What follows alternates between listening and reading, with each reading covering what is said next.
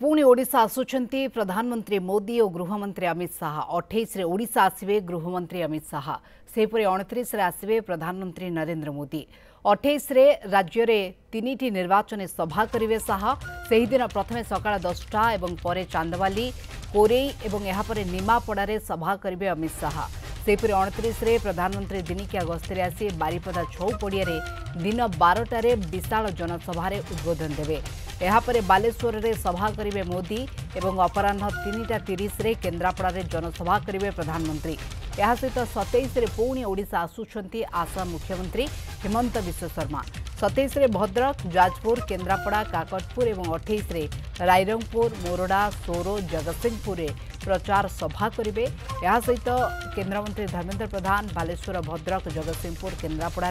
27 रु 30 पर्यंत प्रचार करिवे 27 एवं 28 रे केन्द्रमंत्री अश्विनी वैष्णव केन्द्रापड़ा एवं भद्रक रे प्रचार करिवे। गृहमंत्री श्री अमित शाह जी सी 28 तारिख दिन ओडिशा रे तीनोटी सभा को संबोधित करेंगे। 28 तारिख दिन प्रथम सभा तांकर चांदबाली हम चांदबाली पर द्वितीय सभा कोरेई रे हम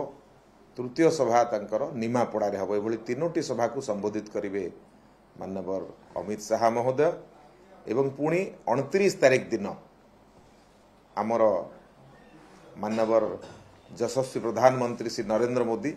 से पुणी ओडिशा गस्तर आसुचंती प्रथम सभा करिवे आपणकर बारिपदार छौ पड़ियाटारे हम जार समय पाखापाखि 12टा पाखापाखि छौ पड़ियारे कार्यक्रम हम ता परवर्ती द्वितीय सभा आमर हम बालेश्वर रे जोटा से 1:30 रु पाखारे 1:30 समय पहुँचे एवं तृतीय सभा आमर हम केन्द्रापड़ा